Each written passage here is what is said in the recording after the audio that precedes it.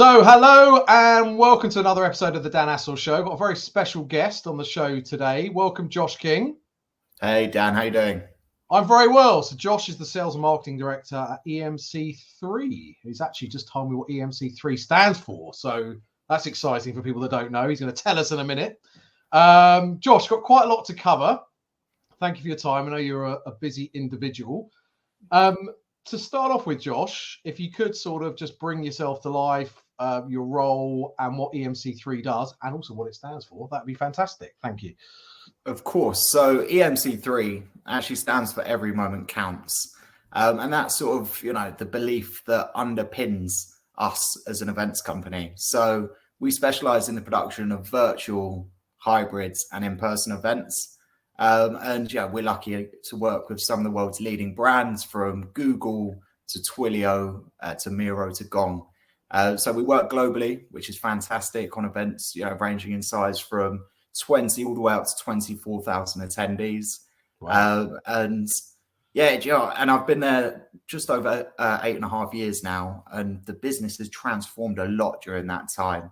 Really excited to be here speaking to you today, Dan, and discussing all things marketing and events. Absolutely. And we're going to talk more about some of the events that you've been working on. So thank you for that intro.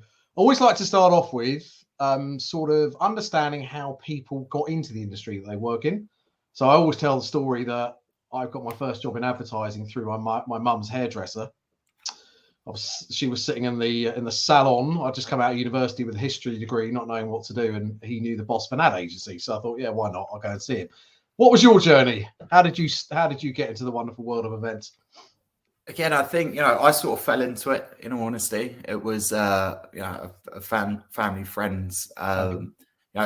Reposted a video on Twitter, a video of a compilation of all the events that emc3 had been working on at the time.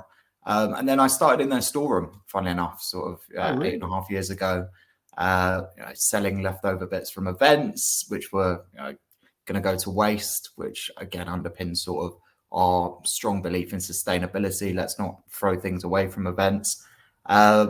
Initially was producing events for brands like LinkedIn, HubSpot, EA Games. Then moved into sort of the marketing side and demand gen. And then I've progressed over the last 8.5 years to be sales and marketing director of the business. And I think for us as a company, it is that intrinsic belief in progression paths for our team members, which really differentiates us. So to put that in perspective, the MD of the business, Stephanie, she actually started as an intern at the company. I started as an intern and in the storeroom and worked my way up. And I think we've had 8 or 9 employees that are now senior members of the business that all came through as sort of interns or, scholarship schemes and things like that. And I think that's really quite unique in a business. Sure. I think lots. Sorry, go on, Dan. No, I was going to say we need to see that storeroom because it's got a lot to. Yeah. Oh, we want to know where everyone started. We'll have to do it. I had Mike Seaman from Raccoon Events on like about 15 months ago.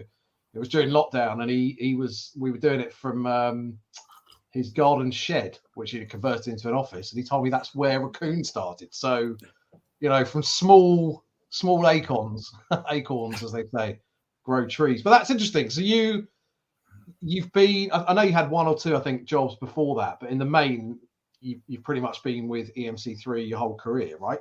Today? Yes. Yeah. So I've worked in marketing and events for over a decade now. So focus more on sort of the market research aspect prior to that. And then also during the pandemic, we launched 2 other businesses. So Venue Mappers, which was a business providing 3D virtual tours using Matterport technology of venue spaces, because it was ludicrous to me that sometimes we'd have clients that were flying on sort of 2, 3, even 4 site visits to a venue when, of course, 1, max 2, but you can explore these venues leveraging this 3D technology where you can actually walk around the space.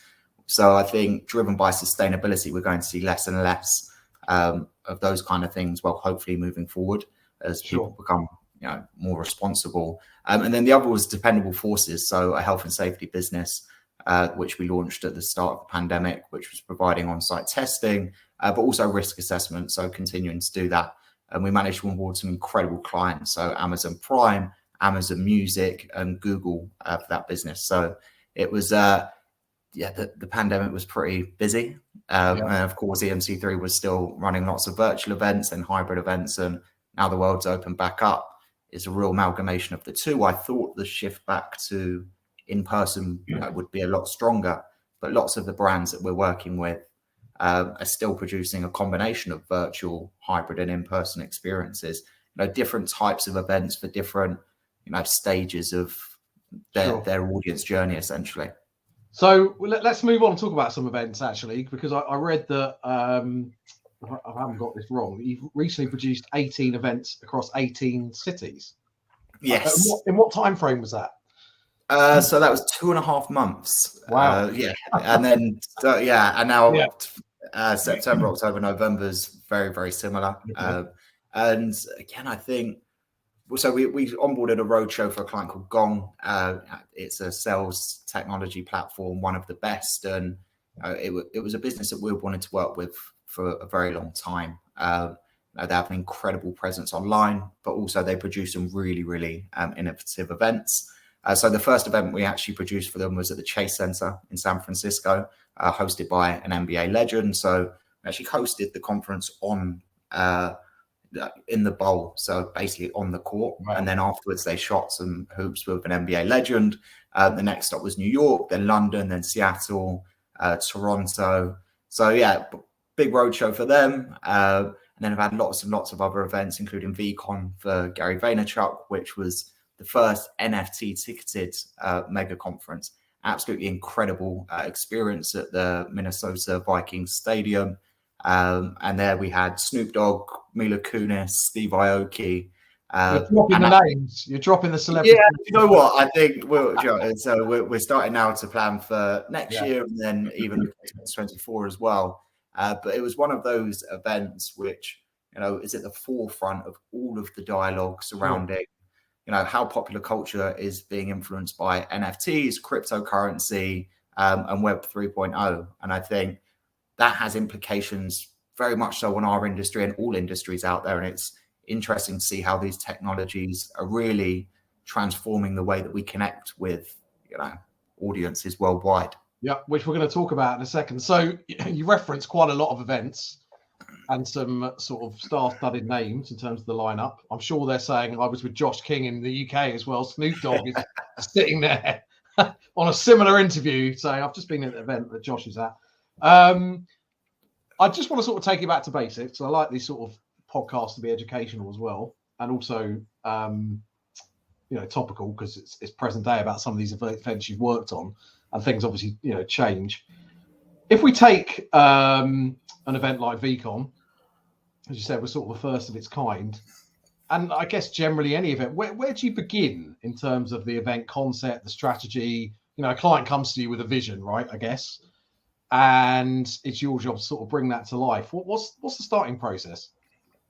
I think it's a great question. And I think even one of the little sound bites that you mentioned there is a lot of the time people will come to us with a vision.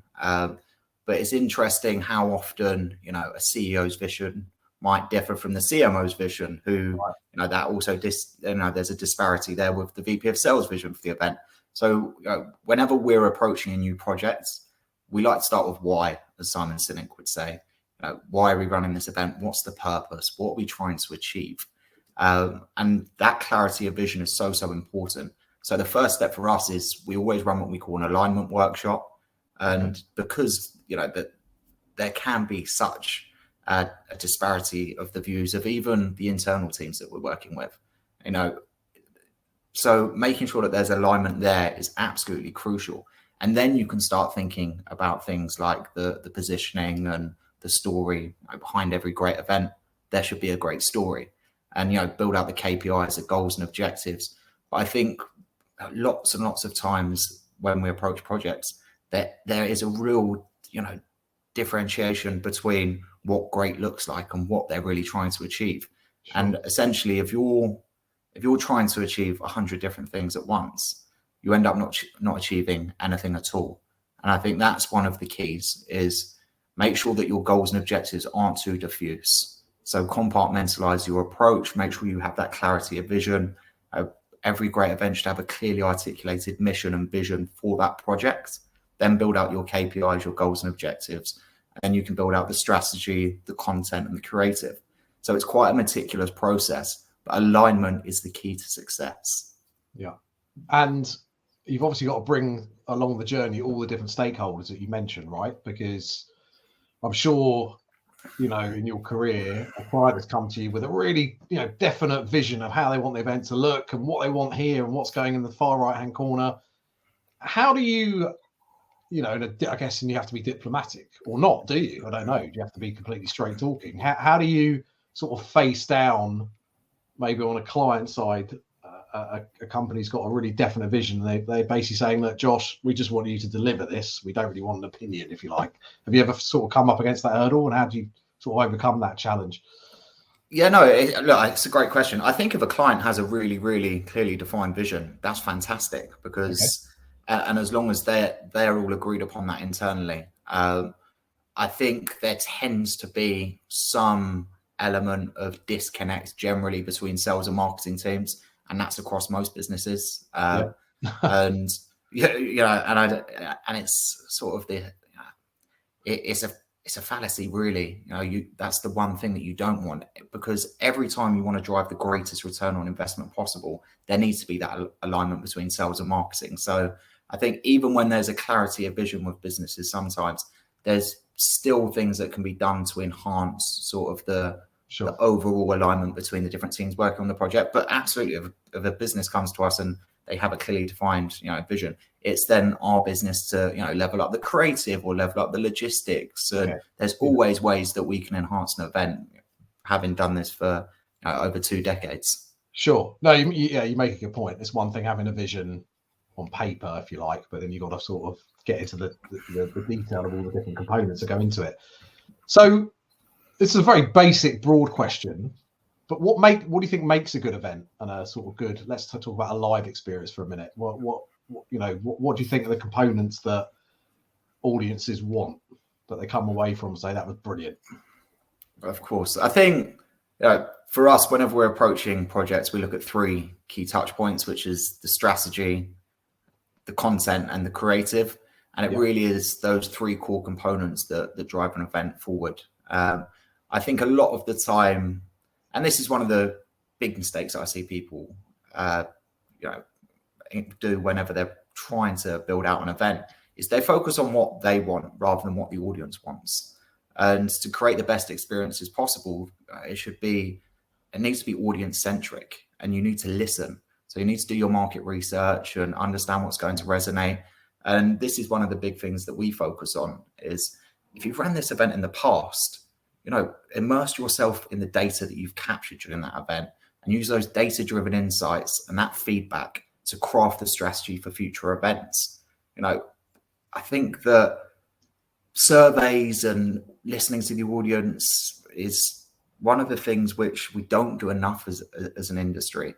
And really, if you have the data, use that to craft the most compelling content and experience possible. Yeah.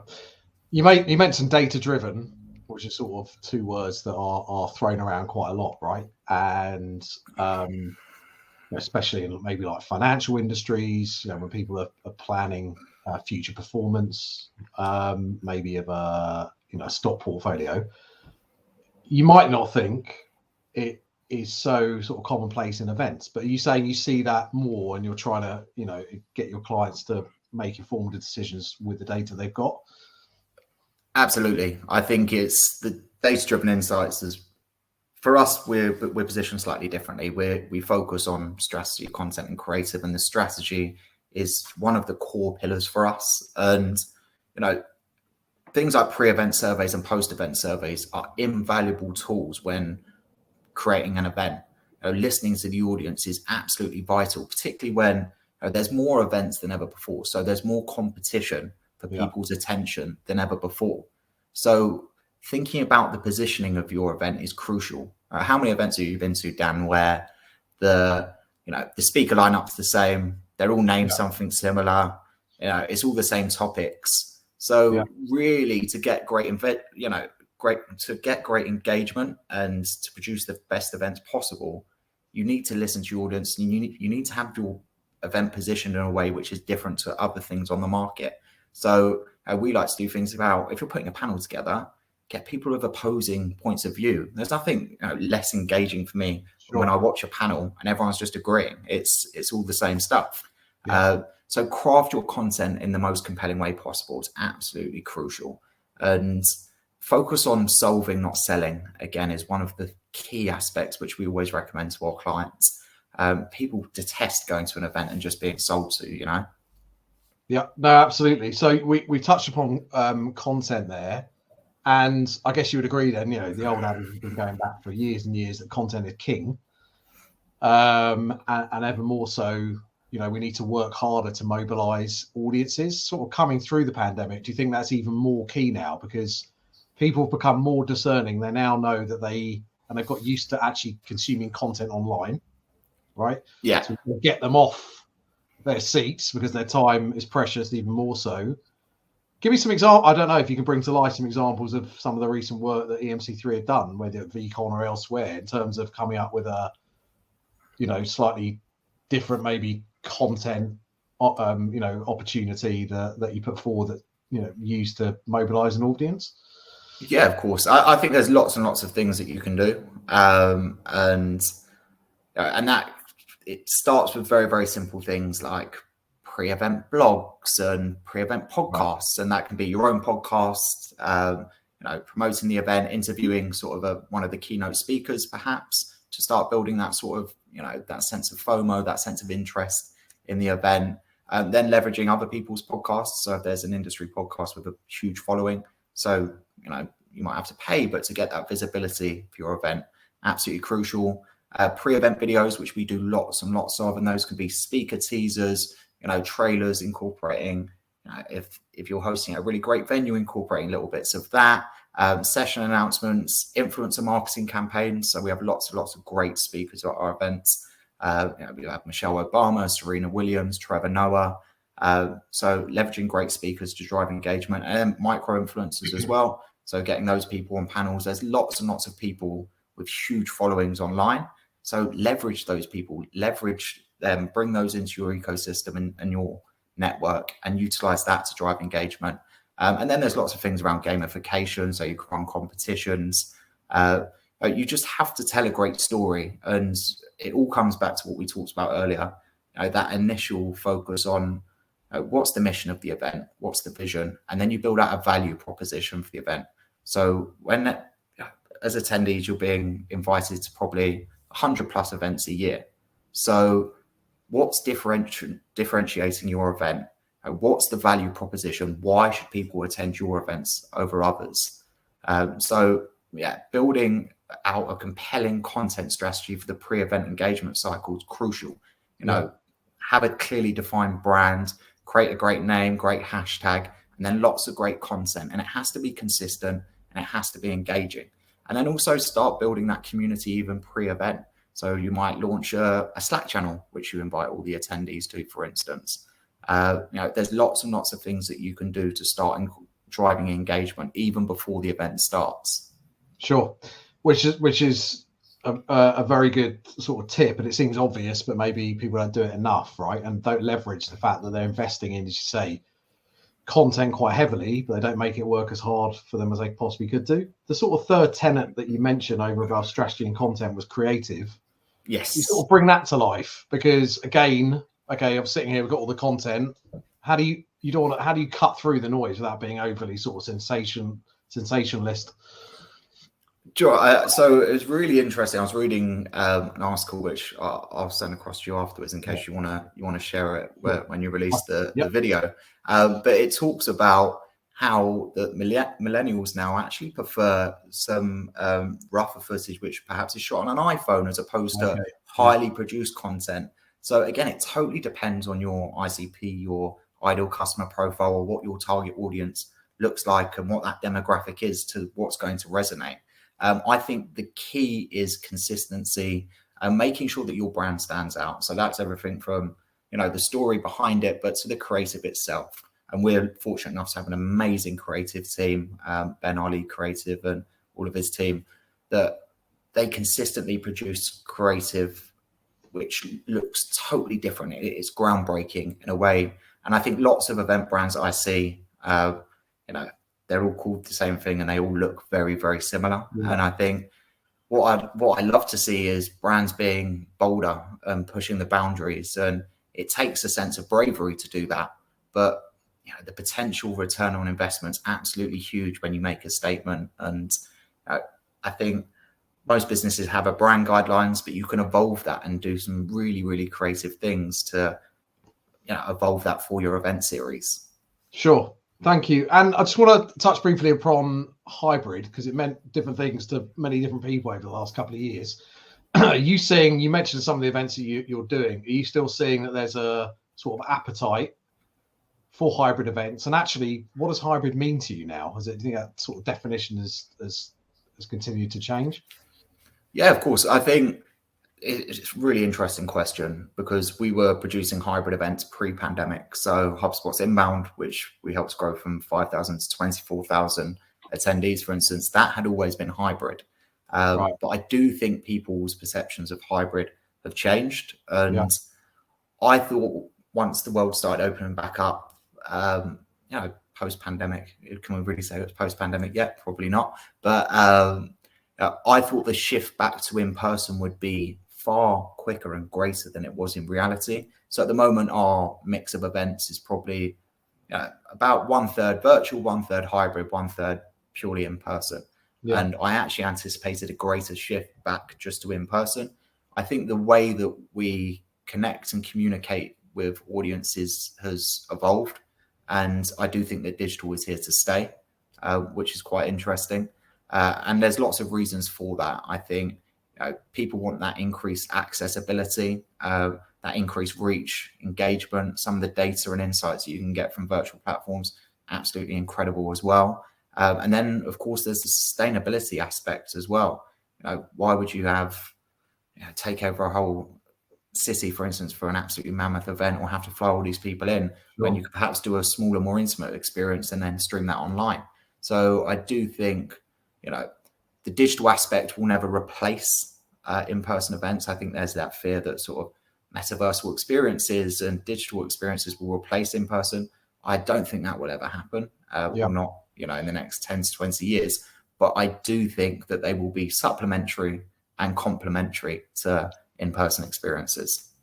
Yeah, I agree. And I think, as you said before, it all comes back to the why, right? So it really depends on the type of event. If you've got a sales kickoff around the world for a corporate, there's no reason why they can't do that, virtually, or at least in a hybrid fashion. I mean, as you say, hybrids, watching the Wimbledon final has always been hybrid. You can either watch it at Wimbledon or you can watch it on your TV. So I think we all got really overexcited and slightly obsessed by the terminology sort of right at the beginning of the pandemic. So it's good that people have now sort of taken what they want from it and delivering it in the format they think works best for them. You touched upon, sorry, go on. No, I was just going to say it does. It totally depends on your goals and objectives and your KPIs, key performance indicators for that event. Lots of the brands that we work with love virtual and hybrid events because of that increased reach and engagement. And it's a great way to power your pipeline, to drive sales qualified leads, marketing qualified leads, but also to help you understand your audience. And, the great thing about virtual is you can see how long people engage with a session for, or you can send out surveys. You can easily see which speakers got the best engagement and stuff like that. So you can understand what content is even resonating with your audience. And the more you can understand your audience, the more impactful you can be as a business. And ultimately, the more profitable you can be as a business. Sure. Thank you. That rings true, I guess, for any industry, not just events, right? Absolutely. You mentioned the metaverse. So the future of events, there's been lots of discussion around metaverse and AR and VR and NFTs. Give us your opinion. If you could start off giving a sort of brief definition of the metaverse, and B, sort of a use case, how you think that could be sort of benefit someone that's planning an event. Absolutely. So Yeah, I think Mark Zuckerberg put it best when he said that the metaverse is essentially the next stage of human connection. And then the way he articulated it was, it's not about making people spend more time on their devices. It's about making the time that you're already spending on your device richer and more engaging.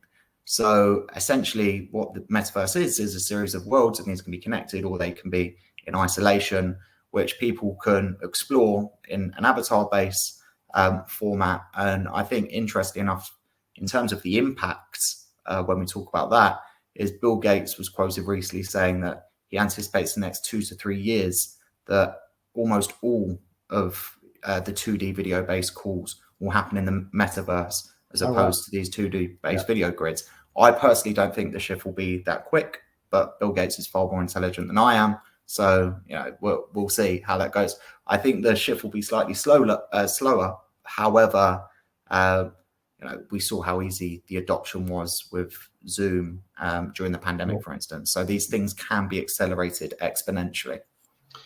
And are you seeing that your clients are now very much part of that conversation? Are they sort of talking to you about it? And even if they're not necessarily implementing it now, are they saying, what do you think about this? What do you think we can maybe do in 1 or 2 years' time? Is that becoming more sort of, common?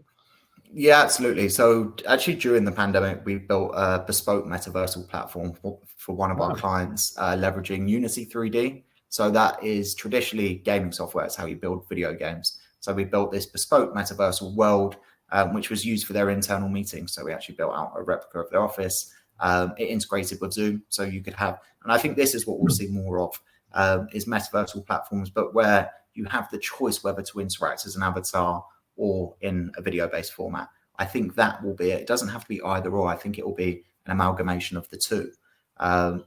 So it's definitely something which we're seeing pop out more and more. And I think as we look ahead to 2023, 2024, it's definitely going to become more prominent. And NFTs? Yes. I mean, obviously, you've worked on the VCon event, and as I understand it, it wasn't, you couldn't pay for a ticket. Yeah, so it was NFT ticketed conference, so non-fungible token, which is basically an individual piece of digital artwork. So you would own it, and that became the ticket for the event. It's another form of crypto currency, but very, very interesting to see that was being utilized as a ticket, and essentially you became part of the VFriends community. So it became a community aspect driver. Other people are using NFTs as pieces of artwork. You can even buy sort of NFTs, which are trainers now in certain metaverses. So there's all these different applications for these technologies, which are still evolving. You're seeing lots of brands doubling down in the metaverse and the NFT space, from Nike to Adidas. Lots and lots of fashion brands are getting involved and hosting fashion launches in the metaverse, for instance. So when we talk about Web 3.0 and the metaverse, this is something which is still evolving. So the definitions are still quite loose, but there's lots and lots of applications for it. And I think if I can make one recommendation, it would be to immerse yourself in this technology. Don't be afraid of it, because I don't think that, as I say, it's going to replace in-person events, but it could be a great supplementary tool. And actually, where lots of businesses within the event space are seeing it as a threat, we should be seeing it as an opportunity. Yeah, I think you make a good point, right? So it's easy when you've got a vested interest in something to become a little bit defensive about something that you think is going to harm you. I think that happened with a lot of trade show companies during the pandemic, thinking that virtual was the devil in disguise. And there's people saying, great, virtual's dead, but it's not. It's much more nuanced than that, the conversation. And actually, as you said, if you can take the positives, learn what your audience want, and then deliver them what they want based on the tech that's available, that's what we should be doing, right? Not saying this is going to harm my business. Absolutely. And look, we have generations of kids that are coming through now, which are they're digital natives. They're digital first. Sure. So I think responding to this, I think when you look at, there's platforms out there like Roblox, which have like 40 or 60 million plus daily users. So the engagement on these platforms, it's already there, and we have to be more responsive and receptive to that. We have to learn how to leverage these technologies to the best of their capabilities. because otherwise what is going to happen is we're going to get left behind, because these audiences are already on these platforms. So we need to immerse ourselves in them and leverage them to their fullest capabilities. Yep, agreed. You mentioned in that piece, Josh, about sustainability in events. And if I'm not mistaken, you're about to launch or have just launched a new venture. Yes. So it'd be good to just bring that to life, and then just generally how you think we can create a sustainable events framework. Yeah, of course. So really excited that we do have a sustainable events consultancy just about to launch called From Now. So Saskia Lining from our team has been driving this forward really, really well. But really excited to have this on the horizon. I think when we've been speaking to lots of events businesses or brands that are running events, as well as venues, lots of them want to become more sustainable, but they don't necessarily understand how. So there's a lack of knowledge and understanding there.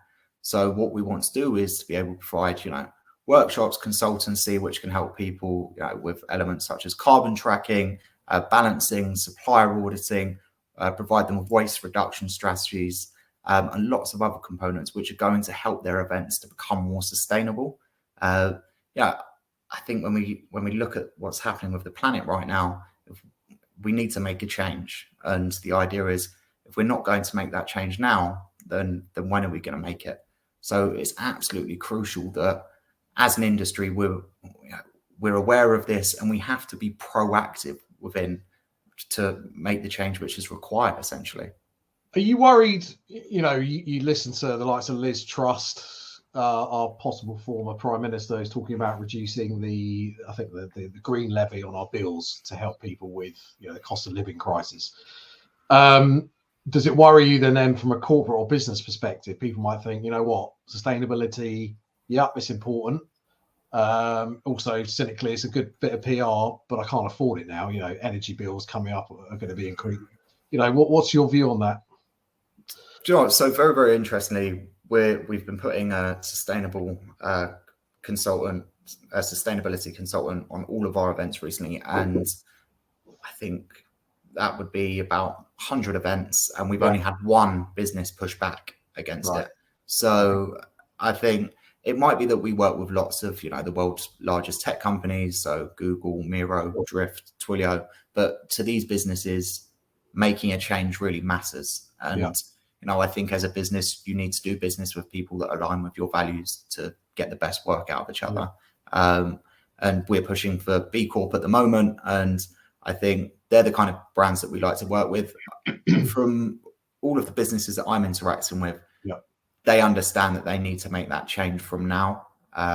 Sorry to quote the name, but they do understand that they need to make that change from now to because otherwise it's going to be too late. As simple as that. So I do think, despite the false narrative I'd say that perhaps is being portrayed online, I do think people understand that change needs to happen. I think we've probably reached a tipping point where the direction of travel is going that way. It's just a question of how we do it and the timing. Just want to come back to emc3, and we mentioned before, you've got lots of people that have risen through the ranks in the company. Started out in that room that we do a separate podcast of, the storage room. How's you and how the rest of the directors and the company generally, how have you gone about implementing a company culture where people have got shared vision and values? And if I did this conversation with another employee, emc3, and they actually said, this is what our values are, how do you instill that? How do you go about doing that as a business? I think it's a great question. And so we just hosted our company offsite. So about 50% of our team is now based in the US and elsewhere overseas, but primarily in the US because it's where we do about 60% of our events now. And we flew them all to the UK from all around the world for our company offsite. And that's one of the things that is important, is actually communication of your vision and your values, which all of the employees help to craft. So we built out a company culture mantra, which we surveyed the team, we hosted multiple meetings with people, and those are individual and groups, so as a collective. And that's how we actually built out this company culture code or document. So everyone fed into it. This wasn't something which was disseminating from the top down. This was something which was created collaboratively with the team.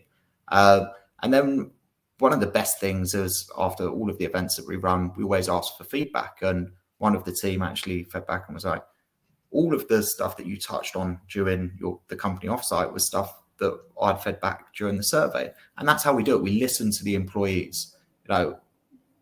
As we're scaling, what worked for a team of 20, 30 people is not going to work for 40, 50 people. When we grow to 100, 150, what worked for 40, 50 people isn't going to work. So you constantly have to be listening, learning, evolving.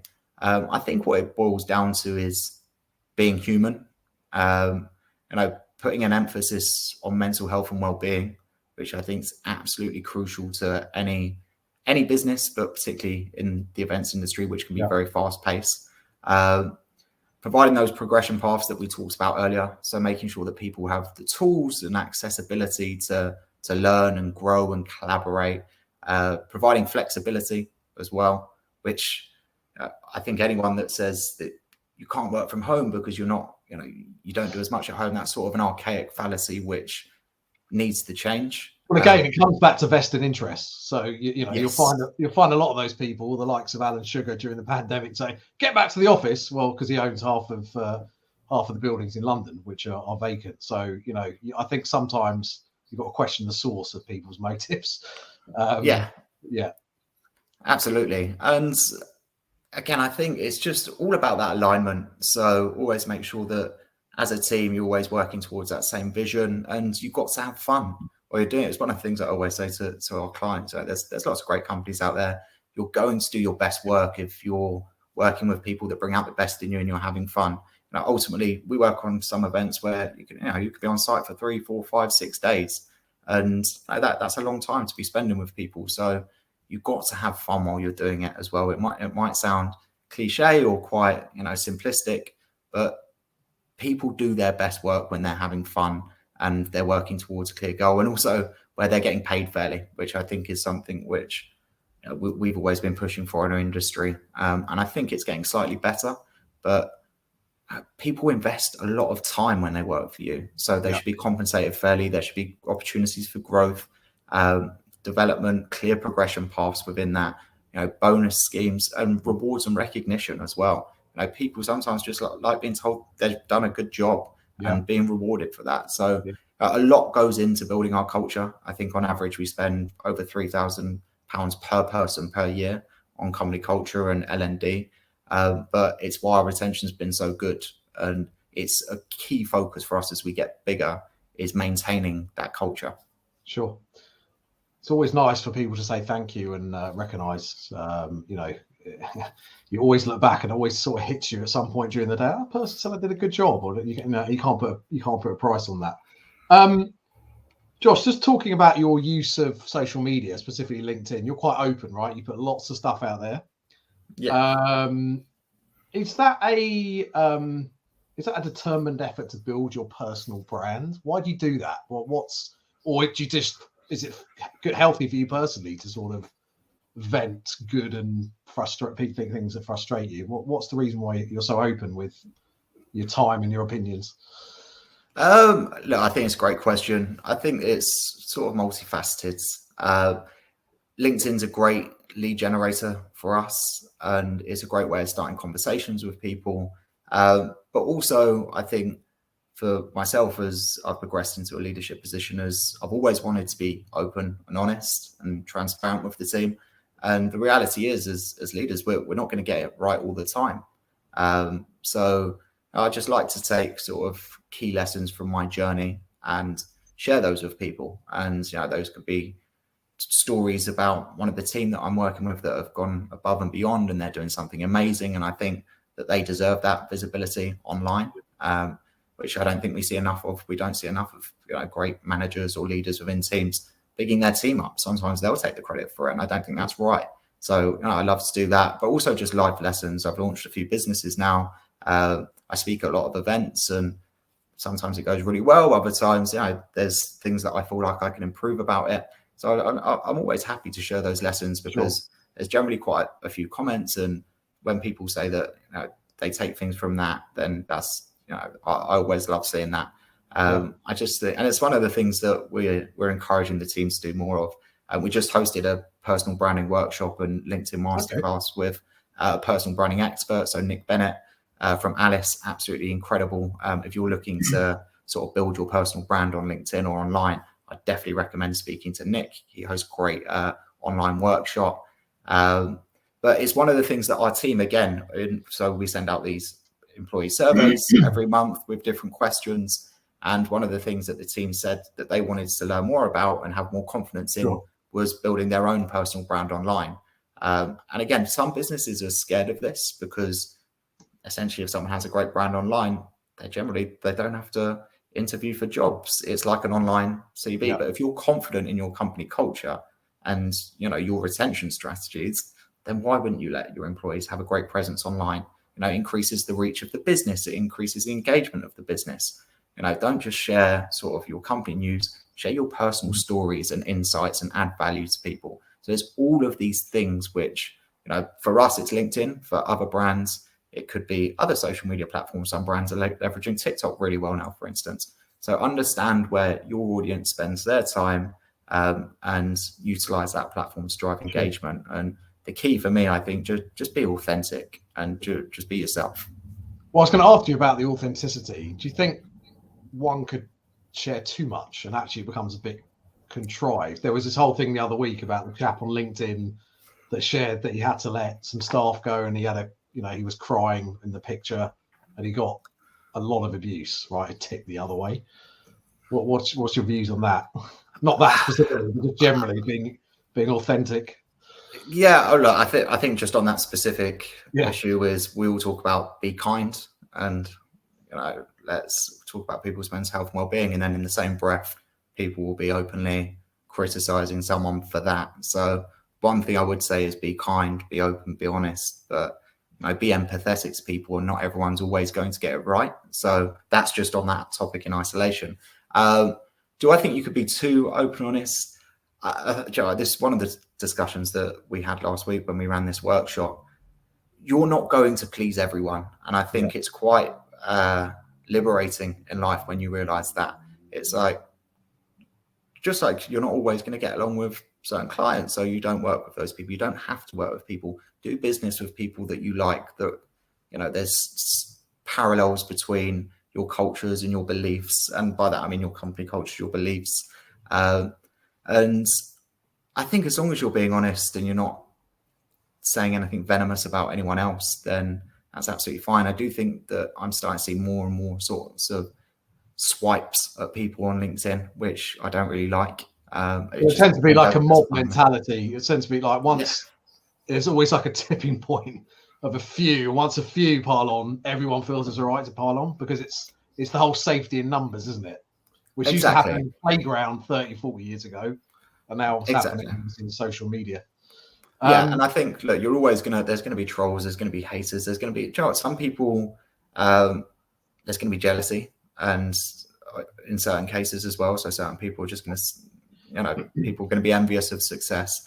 I think the key is, and also remember, sometimes people that are saying nasty stuff online, I'm not making an excuse for it, but you never know what's going on behind closed doors. They might be suffering really badly. So I'd say don't respond negatively, just block them or anything like that. So just detach yourself from it. Don't listen to it, and just if you know that you're being authentic and telling true stories that align with your values, then keep doing that. And don't let people upset you. There's always going to be trolls online. Sure. How do you keep a good work-life balance? Because obviously, you work very hard. That's obvious to see, and that's giving you rewards.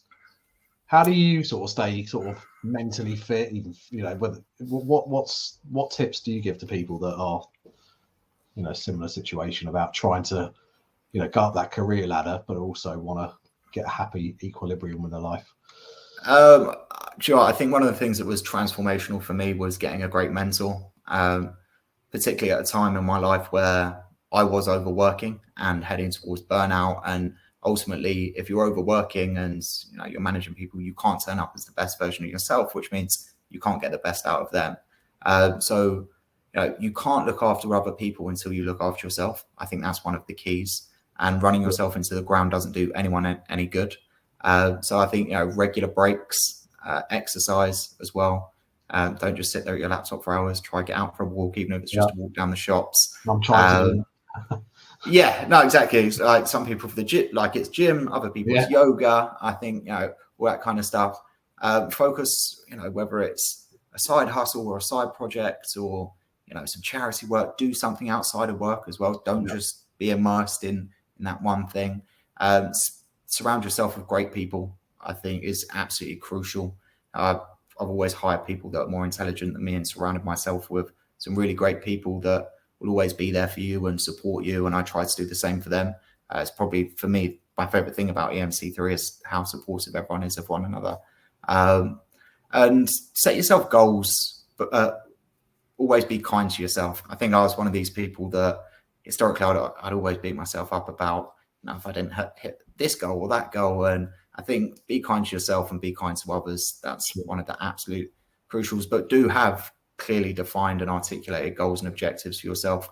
And then, that can be a 5-year plan, 3-year plan, a 12-month plan, and then compartmentalize it and break those goals and objectives down. And that way you're always working towards that vision and you can build up momentum. And then at the end of the day, just realize that you're not going to be at 100% every day. And if you're having an off day, that's fine. And I think when I'm having those bad days, I like to, wrap up early and go treat myself to a cup of tea and slice of cake or cold beer or something. I think, look after yourself and realize you can't perform at 110% every day. Good advice. As we finish up, Josh, can you tell me what the best event you've attended is, maybe recently or in the past, and why that is? Yeah, so look, I think for me, in all honesty, it was actually one of the events that we're helping to produce. So it was HubSpot's Inbound, 24,000 attendees in the room at the BCEC in Boston. Michelle Obama, Serena Williams, Trevor Noah, and then John Cena, the wrestler, who for me was actually the best speaker on stage. I think, talking about authenticity earlier, he came on a stage in front of 24,000 sales and marketing experts and said, look, I'm not going to be able to tell you how to be better at sales or marketing. All I can do is tell you my story and hope a few of you take something from it. And I think it was that perceived vulnerability on stage, which was really, really powerful. But I think, again, that was one of the first events pre-pandemic. It was always a hybrid experience. So very, very forward thinking in that. And it was really where I first learned about, the craft and the art of inbound marketing and what that can do for a business. And it was the scale. So despite being for that number of attendees, the attention to detail was incredible. The creative on display in the networking space was amazing. And yeah, it was just great. Love Boston. I love the US, love the East Coast in particular. Yeah. So it's, that was a really great one. Good. You're stranded on a desert island. You're not injured, so don't worry. You've managed to be transported. What 3 things are you taking with you if you're going to be there for a longish period of time before you get rescued? Well, Joe, it's a very interesting question. Probably take like a survival guide of how to survive on a desert island, because I wouldn't have the foggiest. Some kind of fire lighter, so ideally not a gas bomb one, which you could reuse, one of the old school fire lighters. And then, to be honest, hairspray. I've always got to keep my hair looking good, so I'd have to have that, to be honest with you. Hairspray, just in case you stumble across a party going on. Save it just for when I'm about to get rescued and everyone will be like, wow, how did you keep your hair looking good? Always got to bear that in mind. That's a good answer. Josh King from emc3, thank you so much for your insights today. We look forward to seeing what's next, and for you personally and for the business. Amazing. Thanks so much, Dan. It's great catching up.